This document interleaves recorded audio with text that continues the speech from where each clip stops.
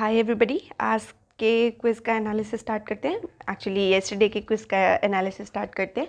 So this is Manisha. I think most of you know me by now. आज है day 5, तो हमने कल इसके क्वेश्चंस पोस्ट किए थे and I will be discussing the answers.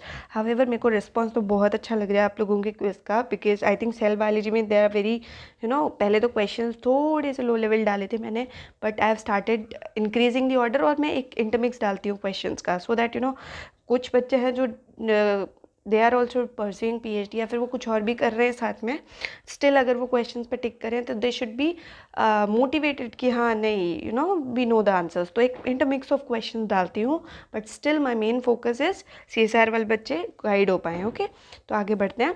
First question was complete centriole duplication occurs in इसके answer में आपको ना एस फेज में मिल जाएगा SNG2। हावेवर इसमें जो मैंने ऑप्शन दिया है, इसमें जो मैंने क्वेश्चन लिखा है that was complete centriole duplication. कब आपका सेंट्रियोल कंप्लीटली डुप्लीकेट हो जाता है, ठीक है। तो कंप्लीट सेंट्रियोल डुप्लीकेशन बच्चे आपका G2 फेज में होता है। G2 फेज में वो प्रोटीन्स बनते हैं whichever proteins are required for M phase, right. तो M फेज में हमें ट्यूबुलिन की ज़रूरत होती है, तो वो भी यही बनता है, प्लस कंप्लीट सेंट्रियोल डुप्लीकेशन भी यही होता है। अब कहाँ पे कौन सी ऑर्गेनेल में सेंट्रियोल, कौन से ऑर्गेनिज्म में सेंट्रियोल एब्सेंट होता है, तो प्लांट्स में सेंट्रियोल जो है वो एब्सेंट होता है। It was a question, I think बहुत पहले ये CSIR में पूछा गया बता, but still you must have a understanding कि कहाँ होता है कहाँ पे नहीं होता है, राइट। तो ये कुछ है जो आपके पार्ट बी में इंपॉर्टेंट हो सकता है या फिर कभी कभी पार्ट सी में, हार्डली पार्ट सी में, बट पार्ट बी के लिए तो इंपॉर्टेंट है ही।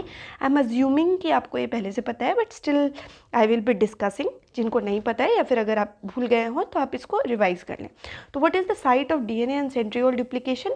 DNA duplication you all know कि न्यूक्लियस में होता है, बट जो हमारा सेंट्रियोल डुप्लीकेशन है वो कहाँ पे होता है? साइटोप्लाज्म में होता है। सेंट्रियोल का मेन काम क्या है? स्पिंडल फाइबर्स का बनाना, और the spindle fibres help in the direct movement of chromosomes within the cell.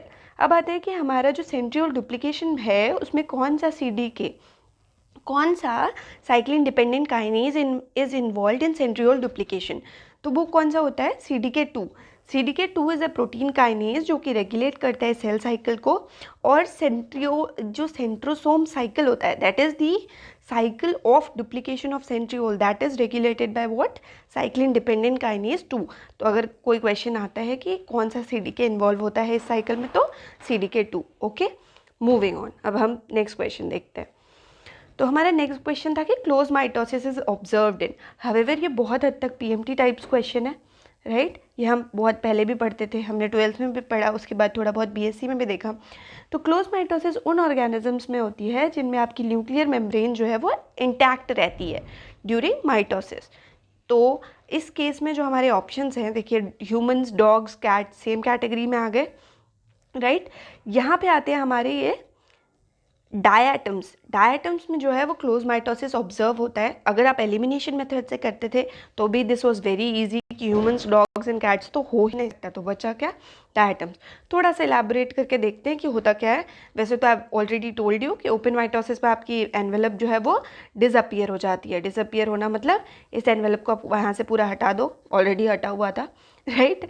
तो डिसअपियर हो जाती है ओपन माइटोसिस के केस में। ओके, अब जो हमारा सेमी ओपन माइटोसिस होता है उसमें देखिए, सेमी ओपन बताने के लिए मैंने ये इमेज यहाँ पे लगाई है कि पार्शियली प्रेजेंट रहती है। देखिए आधी आधी प्रेजेंट है, आधी आधी प्रेजेंट है, राइट।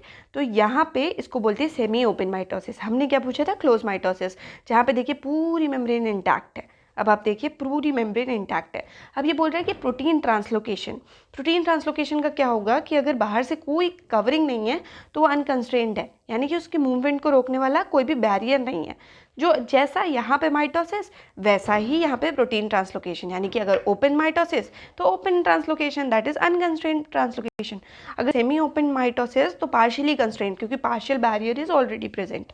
इसी तरीके से क्लोज माइटोसिस में कंप्लीटली कंस्ट्रेंड होगा, क्योंकि कंप्लीटली एक वेल या एक कवरिंग प्रेजेंट है। अब आता है कि आउट ऑफ द फॉलोइंग कौन सा जो है वो साइटोकाइनेसिस इनहिबिटर है। ये तो आई गेस सबका ही सही था ऑलमोस्ट, क्योंकि out of these 4 options profilin, myosin and vinculin they are protein themselves, है ना। ये तो हमारे प्रोटीन्स ही हैं। साइटोस्केलेटल फिलामेंट्स में जो हम पढ़ते हैं तो ये प्रोटीन्स ही हैं। बचता है क्या? साइटोचेलेसिन बी। साइटोचलाजिन बी क्या करता है, कॉन्ट्रेक्टाइल रिंग फॉर्मेशन को इनहिबिट करता है, और इसी तरीके से it does what, it inhibits cytokinesis. Okay, I am assuming कि ये आपको पहले से पता है, वो मैंने रिस्पॉन्स से भी देखा कि आपको ऑलरेडी ये चीज़ पता है। अब आते हैं कि हमारे SYCP फॉर्मेशन है, सिनेप्टोनिमल कॉम्प्लेक्स फॉर्मेशन सी, इसमें मैंने सबसे ज़्यादा कन्फ्यूजन देखा बच्चों में। इनफैक्ट मेरे को भी कन्फ्यूजन था मेरे टाइम पे कि जो SYCP है वो हमेशा तब बनेगा, यानी कि वो क्रॉसिंग ओवर वाले प्रोसेस से पहले बनेगा। तो जाइगोटीन स्टेज जो है वो पैकाइटिन के पहले आती है, पैकाइटिन में आपके क्रॉसिंग ओवर होता है। तो मोस्टली आंसर्स पैकाइटिन आ रहे थे, बट पैकाइटिन बच्चे नहीं हो सकते क्योंकि SYCP की जब ज़रूरत है अगर तभी वो बनेगा तो सेल के लिए हैक्टिक हो जाएगा। तो सेल क्या करती है, हमेशा 1 स्टेप अर्लियर आपकी फॉर्मेशन करती है उस प्रोटीन का जिसका उसे नेक्स्ट स्टेप में रिक्वायरमेंट होती है। तो यानी कि इसमें आंसर क्या हो जाएगा, इसमें आंसर हो जाएगा जाइगोटीन। जाइगोटीन में आपका SYCP बनता है और पैकाइटिन में क्रॉसिंग ओवर होता है यूजिंग दिस SYCP कॉम्प्लेक्स। ठीक है, थोड़ा बहुत ऑप्शन वाइज मैंने दे दिया कि लेप्टोटीन होता तो क्या होता, तो क्रोमोसोम कंडेंस होना शुरू करते लेप्टोटीन वाले स्टेज में, ये आई गेस सबको पता होता है, एंड आई बिलीव कि ये याद रखना भी चाहिए। मे बी ये रटने वाली चीज़ हो, but once you go through the, अगर आप डीपली पढ़ोगे इसको तो आई थिंक आपको रटने की ज़रूरत नहीं पड़ेगी, क्योंकि ये बहुत ही सक्सेसिवली बहुत स्टेप वाइज मैनर में चलता है। पैकाइटिन में क्रॉसिंग ओवर होता है, क्रॉसिंग ओवर, अच्छा नॉन सिस्टर क्रोमैटिड्स, ये शायद किसी को कन्फ्यूजन ना हो, but still I am telling you कि सिस्टर क्रोमैटिड्स तो सिमिलर होते हैं ना, तो सिस्टर क्रोमैटिड्स में तो कभी भी क्रॉसिंग ओवर हो ही नहीं सकता, तो नॉन सिस्टर क्रोमैटिड्स के बीच में ही होगा। इन्हीं के पास भी तो ऐसा मटेरियल होगा जो यहाँ जाएगा तो डिफरेंट हो जाएगा, या जो यहाँ जाएगा तो डिफरेंट हो जाएगा। हम अगर एक फैमिली में बढ़ेंगे तो we'll have the similar kind of values. अगर दो लोग दो डिफरेंट फैमिलीज से मिलते हैं, हम हमारे फ्रेंड्स बनाते हैं, देन ओनली हमारे केस में क्या होता है कि एक क्रॉसिंग ओवर होता है इन्फॉर्मेशन का कि okay fine, that is the culture, that is the values जो दूसरी फैमिलीज़ में हो रहे थे। तो सेम क्रोमैटिड्स में नहीं हो सकता, यानी कि सिस्टर क्रोमैटिड्स में नहीं हो सकता, इसीलिए नॉन सिस्टर क्रोमैटिड्स। ओके, अब आते हैं कि हमारा डाइकाइनेसिस में क्या होता है। डाइकाइनेसिस प्रोफेज का लास्ट होता है ना, डिप्लोटीन के बाद डाइकाइनेसिस आते हैं। तो काइज़मा की अब ज़रूरत नहीं है क्योंकि क्रॉसिंग ओवर हो गया, तो इस काइज़माटा का टर्मिनेशन हो जाएगा डाइकाइनेसिस में। डाइकाइनेसिस आई डोंट थिंक कोई पूछता है, जो कंफ्यूज करने वाले वो पैकाइटिन और जाइगोटीन ही है। अब पैकाइटिन तो ऑलमोस्ट सबको जुबान पे है कि क्रॉसिंग ओवर होती है वहाँ पे, तो जाइगोटीन बच गया। तो SYCP का जो फॉर्मेशन है, साइनेप्सिस का जो शुरुआत है, साइनेप्सिस बिगिन लिखा हुआ है, दैट हैपन्स इन जाइगोटीन। तो SYCP कॉम्प्लेक्स फॉर्मेशन भी जाइगोटीन स्टेज पे ही होती है। अब देयर वाज अ क्वेश्चन कि देयर इज नो रिकॉम्बिनेशन इन प्रोफाज इन।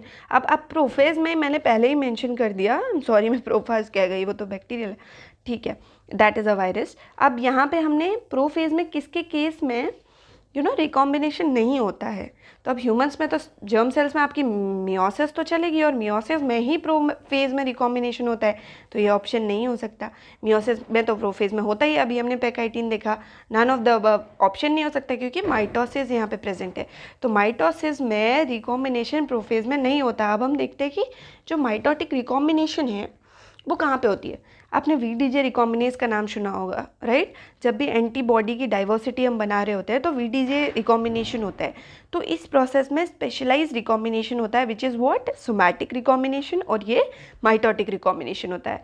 ये पहले क्वेश्चन से इसका कोई रिलेशन नहीं है, जस्ट टू टेल यू कि एक specialize kind of recombination which mitotic in nature takes place in antibody diversity formation, ठीक है, उसके लिए ही ये आर्टिकल से यहाँ पे स्क्रीनशॉट लगाया है मैंने। ओके, तो ये तो अपनी तरफ से सही है कि no recombination in prophase in case of mitosis.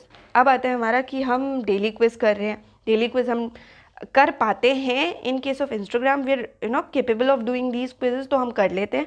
Otherwise Telegram में आई थिंक अभी रेगुलर नहीं हो रहा था, बट कल मैंने क्विज नहीं डाला, बट आज अगेन आई डिड। तो आज मैंने टेलीग्राम पे थोड़ा सा लेवल बढ़ाया है, एक्स्ट्रा सेलुलर जो एडिशन मॉलिक्यूल्स होते हैं उसके क्वेश्चंस दिए हैं, एंड आई वांट टू सी कि कितना आप अप्रोच कर पा रहे हो।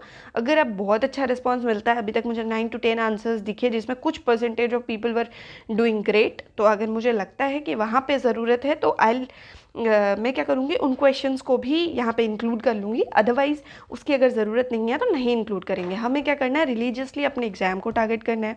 The main motto of doing this every day quiz is कि आप उस एग्ज़ाम के रिदम में रहो, है ना। आपको सिर्फ ये बताना, देखिए आप इन क्विजेस से तो एग्ज़ाम नहीं निकालोगे, राइट। कितना हेल्प मिलेगा? 10 मार्क्स का, 10 मार्क्स से ज़्यादा का नहीं मिलता, राइट? इस क्विज से तो नहीं मिल सकता, बट स्टिल जो क्विज के साथ एक्सप्लेनेशन है उसमें आप अगर थोड़ा सा इनपुट और डालो तो आप एक रिदम में रह सकते हो, पहला। और दूसरा, यूर इन अ कॉम्पिटिशन, तो आपको ये भी पता चलेगा, बहुत सारे बच्चे आंसर्स कर रहे होते हैं, तो आपको ये पता चलेगा कि यार I am not the only one who is preparing, right? तो एवरीडे क्विज सिर्फ आपको एक रिदम में रखने में है, और इन ऑर्डर टेल यू कि ये exam is kind of a festival, तो आपको इस टाइम पे बहुत कमांडो की तरह बिहेव करना है, राइट? तो हम एवरीडे क्विज अभी लेते रहेंगे, देखते हैं कहाँ तक एक्सटेंड कर पाते हैं और क्या क्या चीज़ें हम और लेके आते हैं इसमें, ठीक है? ओके, ऑल द बेस्ट बच्चा पार्टी। पढ़ो, बहुत अच्छे से पढ़ने का है, क्योंकि बहुत कम टाइम मिलता है और बहुत कम लोगों को टाइम मिलता है पढ़ने का। Okay, so all the best and thank you.